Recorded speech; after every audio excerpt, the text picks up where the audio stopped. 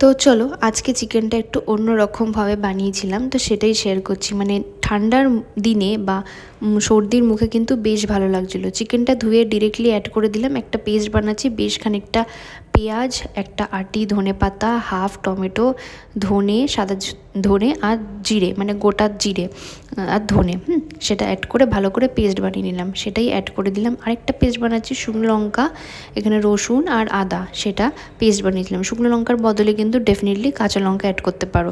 এখানে 2 চামচ টক দই অ্যাড করেছি ফাটিয়ে, আর এখানে নুন আর হলুদ আর অল্প একটু চিকেন মশলা অ্যাড করেছি, আর হচ্ছে একটা তেজপাতা দিয়ে। এখানে এটা কিন্তু সর্ষের তেলেই হয়েছিল পুরোটা, তো সর্ষের তেল অ্যাড করে দিলাম। খুব অ্যাড করার দরকার নেই, জাস্ট দেখলেই তো অল্পখানি অ্যাড করেছি, দিয়ে মাখিয়ে মোটামুটি আধা ঘন্টা মতো রেখেছিলাম, দিয়ে ডিরেক্টলি ওটা কড়াইয়ের মধ্যে চাপিয়ে দিলাম।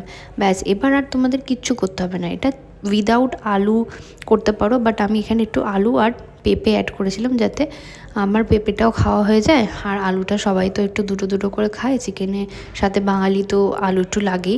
এখানে কাঁচা লঙ্কা অ্যাড করে দিলাম, একটু ঝাল ঝাল হবে। ব্যাস, এবার কিছু না দমে জিনিসটা টোটালি হবে। তখন আমি কিন্তু ঢাকা চাপা দিয়ে দিয়েছিলাম। ঢাকা চাপা দেওয়ার পর অটোমেটিক্যালি এখান থেকে এতটা জল কিন্তু বেরিয়েছে, জল কিন্তু আমি এক ফোঁটাও অ্যাড করিনি। এবার আমি এখানে জল অ্যাড করব, ডেফিনেটলি গরম জল অ্যাড করতে পারো, আমি এখানে ঠান্ডা জলই অ্যাড করেছি, মানে নর্মাল জল দিয়ে আবার একটু ঢাকা চাপা দিয়ে আলুটা আর চিকেনটাকে সেদ্ধ হতে দিলাম। একদম বেশি সময় লাগেনি, আর খাটনি তো দেখতেই পাচ্ছ একদমই হয়নি। দেখো, নামানোর আগে অল্প একটুখানি গরম মশলা ছড়িয়ে নামিয়ে দিলাম ঢাকা দিয়ে।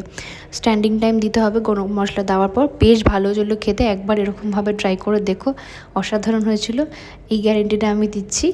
তো চলো বাই, আবার দেখা হচ্ছে নতুন একটা কোনো রেসিপি নিয়ে। ততক্ষণের জন্য টাটা, আর ফলো করে দিয়ে সাবস্ক্রাইব।